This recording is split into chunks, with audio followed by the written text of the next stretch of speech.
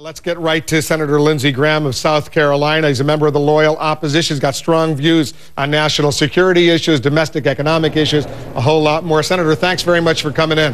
Thank you for having me, Wolf. Has U.S. intelligence improved since 9/11, based on what you know? Oh, absolutely. The terror surveillance program has allowed us to monitor the enemy's activity. We've got better cooperation with our overseas allies. We've reorganized our intelligence community. Director of National Intelligence reports directly to the president. Yeah, we've modernized a lot. There's more to do, but it's been a bipartisan effort. This is one area where I think Democrats and Republicans generally agree.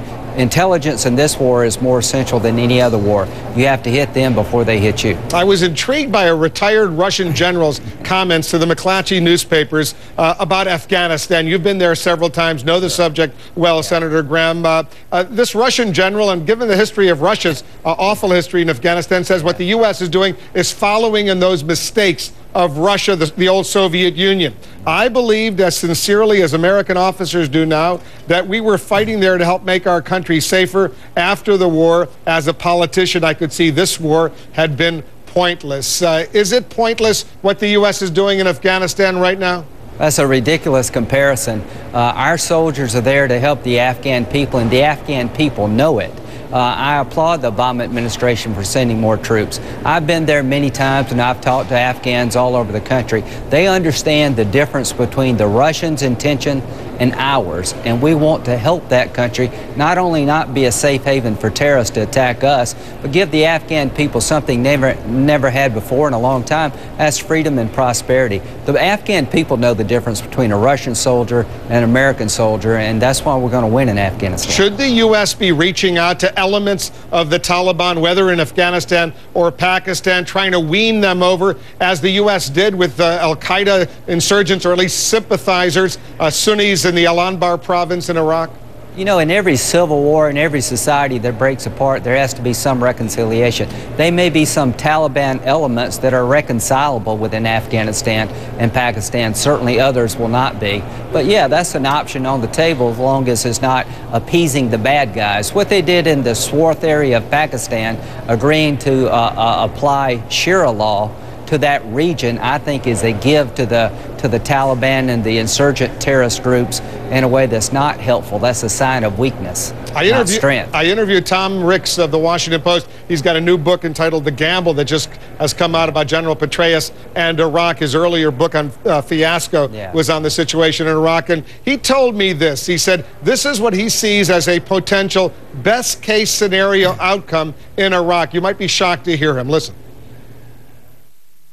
It's probably not going to be a democracy. It's probably not going to be that stable. The best case scenario is probably a strong man, somewhat like Saddam Hussein.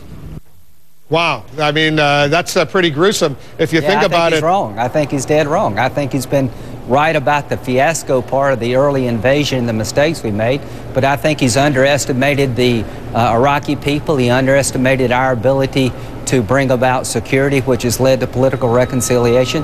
No, I think he's dead wrong, and I think the elections in the fall will show that.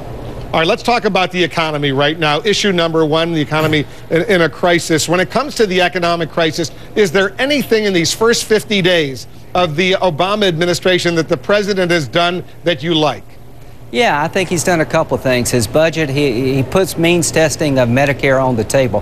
When I reach retirement age and receive Medicare benefits based on my income, I think I should have to pay a larger premium because I can afford to. He's put AMT tax relief into the budget. He's done some good things, but quite frankly, the spending bill, the stimulus package, was way too large. It created more government than it did jobs. The omnibus bill before us today increases spending by 8%, and the budget he's proposed for this nation, I think, is a radical, reckless exercise in fiscal discipline. $1 trillion increase in taxes that doesn't go to reduce the deficit, but increases spending, and it triples the debt. So overall, I would give him poor marks in terms of financial management, but there are some ideas like health care reform as being a priority and Social Security solvency. I do agree with him and want to help him where I can. What about nationalizing banks? You caused a stir a few weeks ago by saying that maybe that should be on the table right now. Explain what you mean.